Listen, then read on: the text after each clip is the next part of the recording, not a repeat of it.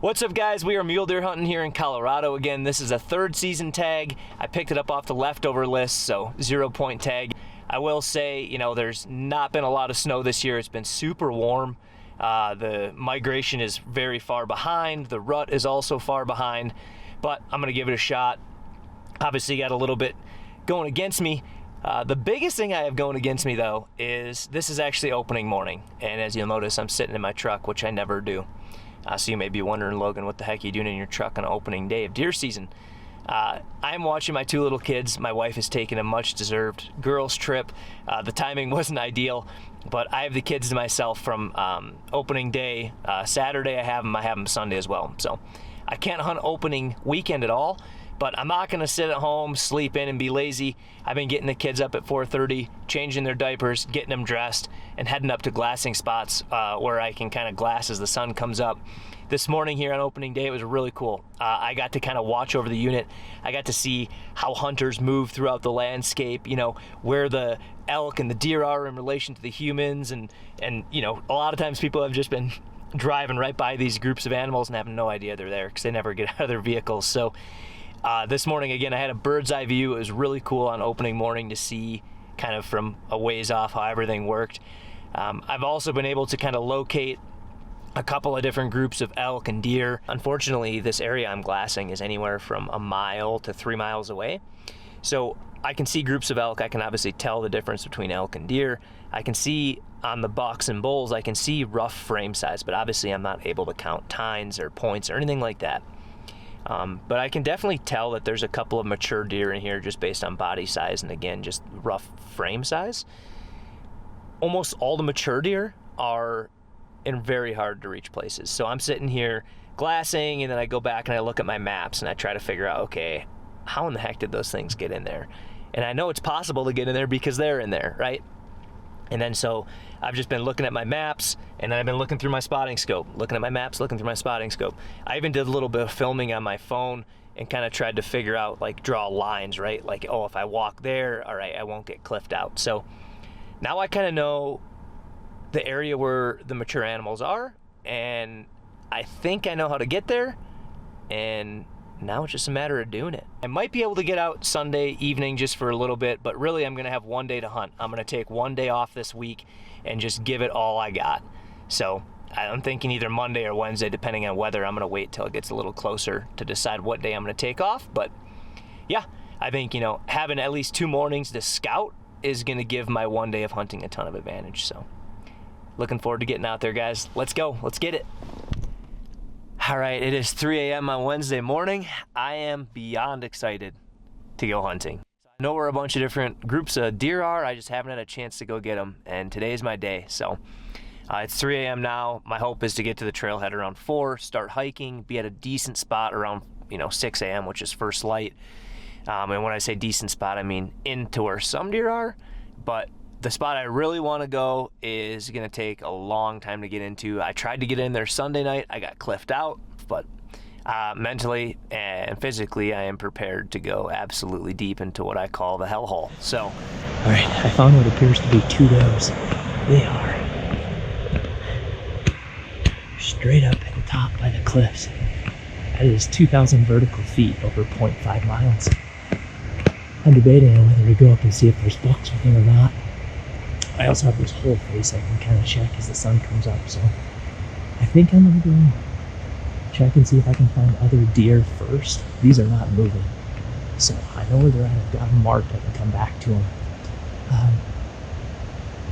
Yeah, I'm going to go try to find another group, see if there's a guaranteed buck in it before I climb up, and then I'll come back here, climb up this hill, and try to see down into where these deer are, because this time of year, of course, it's rut. The bucks are chasing, and I know that from all the glassing I did the first couple days when I couldn't hunt, but there should be a buck in or around them. The only thing that makes me a little bit hesitant is the does were just down, head down, feeding.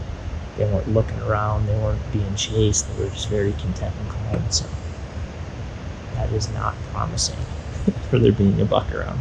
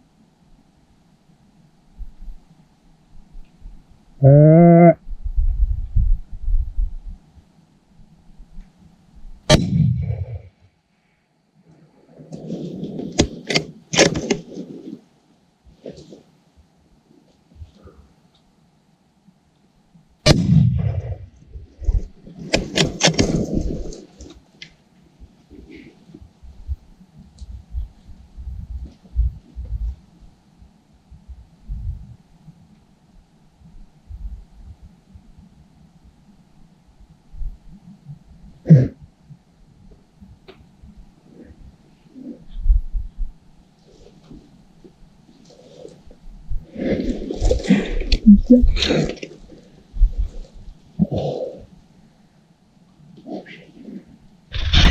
tacticam's recording.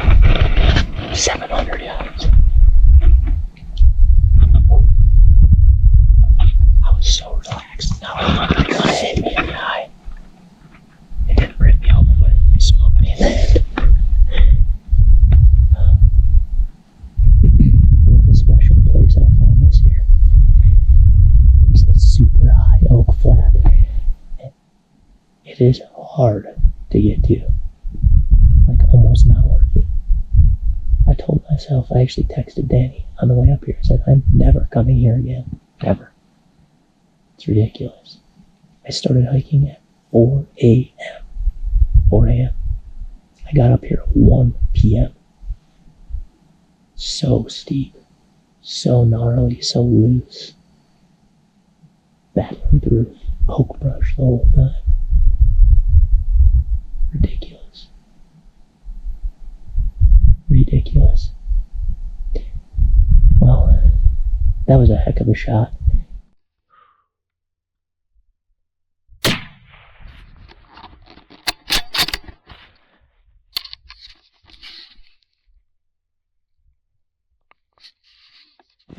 With the rifle that I built myself, really, I mean, I did a lot of work on this thing. This is a Winchester XPR in 7mm08.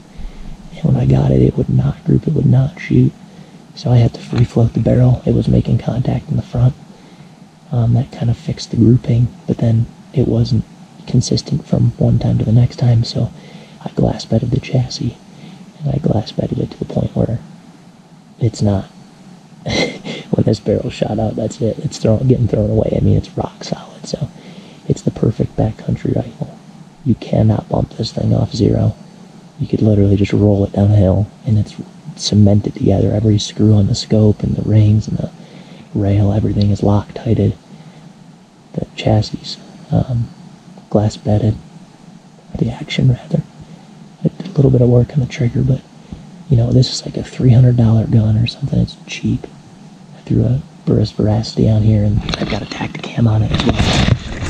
The Swagger bipod. That Swagger bipod's really nice because it gets really tall.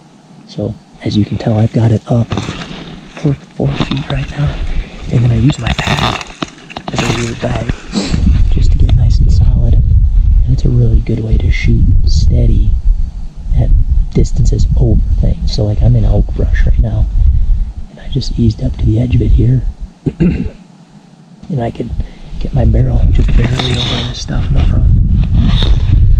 Make a good shot. There he is, he's down. After he stood up, I could see he's a pretty nice 4x4. So I was like, okay, he's wide, he's tall. Be happy with him. How are we gonna go? So you probably noticed I missed that first shot. There's a pretty stiff 10-mile-an-hour crosswind right to left at 700 yards. That's blowing my bullet almost 2 mils. But what I did is before I grunted to get him up, I waited for the wind to die. So I let the wind just completely die down. I started grunting. It took him a while to get back up, and by the time he got back up, you can hear it. The wind had picked back up. And so on that first shot, I held dead on, thinking it was calm, and it missed left. So the second shot, you can see I held kind of middle of his body, which is, you know, about a mil to the right. And you can see my indicator on my scope through the Tacticam there, through the FTS. But that little bit of wind at 700 yards moves the bullet quite a bit. So a good lesson is try to shoot when it's calm. And if it's not calm, remember your wind holds. Luckily, he gave me a second shot. I'm hiking over to get him. I'm about halfway, so looking forward to putting my hands on him.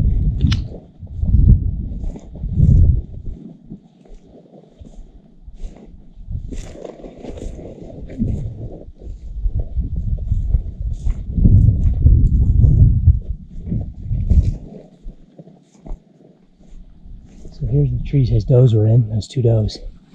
And those are the trees he was bedded in. He got up and walked right across this gap. And when I shot, he fell downhill, so he should be right here somewhere.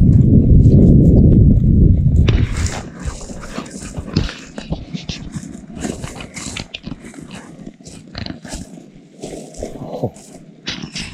Yeah, dude. That's a nice buck. I can't believe I almost didn't shoot him. What is wrong with me? Oh my god. Wow.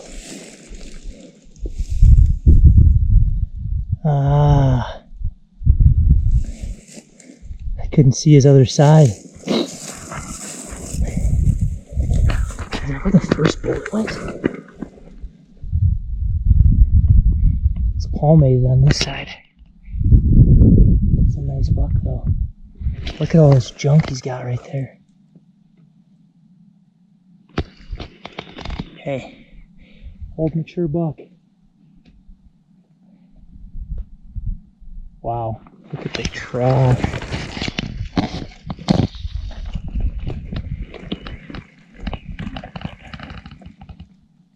Like I said, I thought I shot this point off.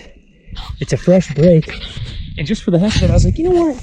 I'm gonna go right back to where I shot him and see if I can find it. I start walking this way, and look at that. Stuck into the ground. Oh my. Oh, heck yeah. When he was rolling, it snapped off. That makes him an even nicer buck. Oh, look at this. So that's what we're working with. What the heck? That's a great buck.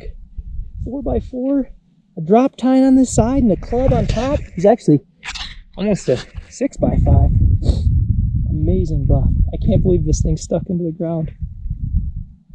Oh. Well, guys, thank you so much for watching. I hope you enjoyed what you saw. If you like the public land grind, the 0 point unit, and just putting the miles on your feet and grinding it out, give this video a like, because this is exactly what that was. I always work really hard on my hunts. My bull I shot this year, I don't even know how many miles I put on, probably close to 100. I shot him on day 9. He was a really nice bull. I didn't film that one, but probably 340, 350 bull with a bow on public. And although I hunted one day here, well, actually 1 day and 1 night, today was the most brutal day I have ever had. Single-handedly, the single worst, most physically grueling day I've ever had. It was almost 3,000 feet over 0.8 miles. Just ridiculous. Through oak brush, getting beat in the face, slipping back down. So, I earned this one, man. This is a little honey hole, and I don't even know if I'll be coming back. Oh, like I said, guys, give this video a like. Make sure you click subscribe. There's a lot more hunting left. I'm heading to Wisconsin tomorrow, actually. And, yeah, we'll catch you in the next one, guys.